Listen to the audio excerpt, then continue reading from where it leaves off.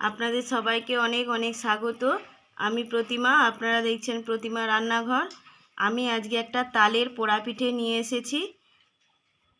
এই তালের পোড়া পিঠেটা খেতে অনেক ভালো, খুব ভালো লাগে খেতে।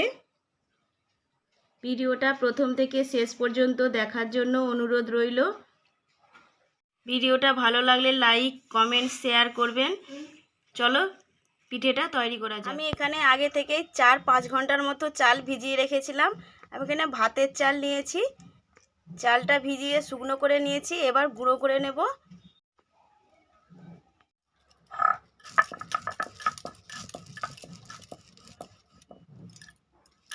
এই পিঠেটার জন্য কিন্তু চালকে আদা গুঁড়ো করতে হবে, কিনো করলে হবে না, পিঠেটাও ভালো হবে না আর খেতেও ভালো লাগবে না।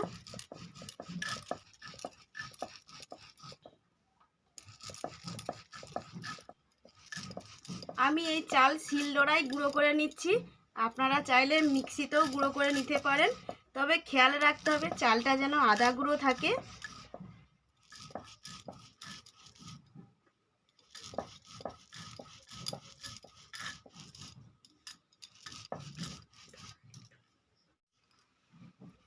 দেখুন বন্ধুরা, সব চালগুলো আমি এরকম করে গুঁড়ো করে নিয়েছি। আদা গুঁড়ো সব চাল আমার গুঁড়ো হয়ে গেছে, তুলে নেব। এই পিঠেটার জন্য আমি আগে থেকেই তাল পাখি বের করে রেখেছি। উনুন জ্বেলে দিয়েছি, কড়া বসিয়ে দিয়েছি। তাল পাখিটা এখন কড়ায় দিয়ে দেব।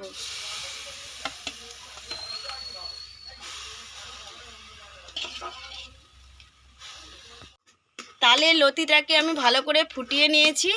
এখন দিয়ে দেব চিনি।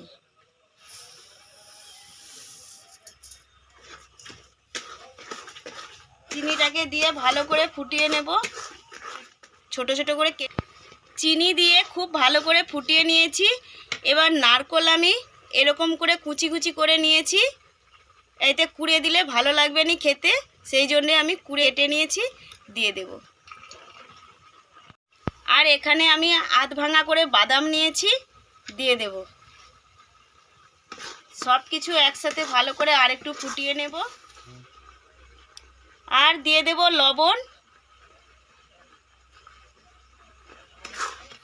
আর এখানে চালের গুঁড়ি, যে চালটা আমি আধ গুঁড়ো করে রেখেছিলাম, দিয়ে দেব অল্প অল্প করে। অল্প অল্প করে চালের গুঁড়ি দেব আর নাড়তে থাকবো।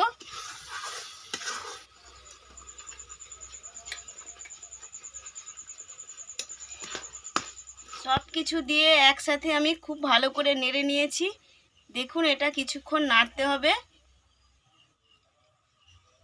দেখুন, নাড়তে নাড়তে এরকম একটা শক্ত ডোয়ের মতো হয়ে গেছে। ঢেলে নেব। দেখুন, পিঠেটা ঢেলে নিয়েছি, কত সুন্দর হয়েছে। এরকম শক্ত করেই এটাকে নাড়তে হবে। এবার আমি এই কড়াইতে পাতা দিয়ে দেবো, কলা পাতা। এরকম করে কলা পাতাটাকে দিয়ে দেব।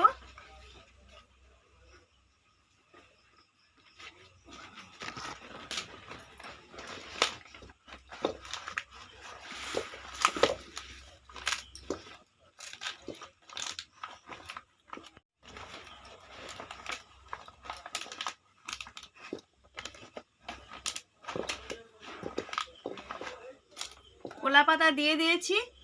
এবার যে পিঠেটা করে রেখেছি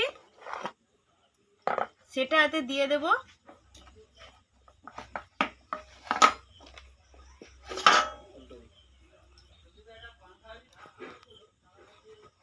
পাতার ওপরে পিঠেটা দিয়ে এরকম করে ভালো করে চেপে চেপে দেব।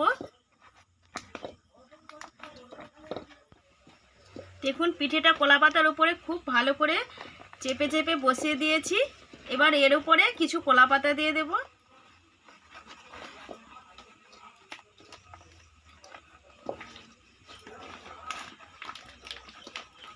বেশি করে দুটো কলা পাতা দিতে হবে।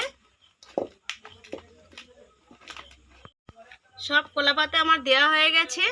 এবার উনুনে অল্প আঁচ আছে, ওই অল্প আঁচেই পিঠেটা বসিয়ে দেব। এবার এই সব কলা পাতার নিচে আমি অল্প করে একটু জল দিয়ে দেব কড়াইতে।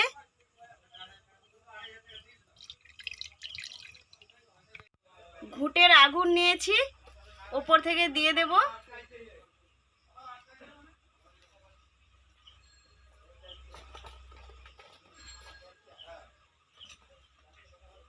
উপর থেকে ঘুঁটের আগুনগুলো দিয়ে দিয়েছি।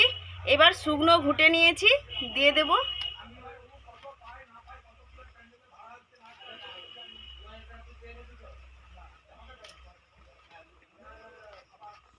দেখুন বন্ধুরা, ওপরে আমি আগুন ঘুঁটে দিয়ে দিয়েছি, আর আমি উনুনে জাল দেব না, যা অল্প আঁচ আছে ওতেই হয়ে যাবে।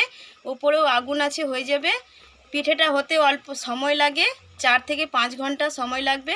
তারপর আপনাদেরকে দেখাচ্ছি পিঠেটা কীরকম হয়েছে। বন্ধুরা, ফিরে এলাম 4-5 ঘন্টা পর, দেখে নেব পিঠেটা কীরকম হয়েছে। আগে ওপরের ছাইগুলো ফেলে দেব। দেখুন, ওপরের ছাইগুলো আমি ফেলে দিয়েছি। দেখুন পিঠেটা কত সুন্দর হয়েছে। এবার আমি পিস পিস করে কেটে নেব। দেখুন বন্ধুরা, পিঠেটা আমি পিস পিস করে কেটে নিয়েছি। দেখুন কত সুন্দর পিস হয়েছে। আমি যেভাবে এই পিঠেটা বানালাম, আপনারাও ঠিক সেভাবেই বাড়িতে ট্রাই করে দেখবেন। এই পিঠের স্বাদ কিন্তু অপূর্ব। ভিডিওটা এখানেই শেষ করছি। ধন্যবাদ।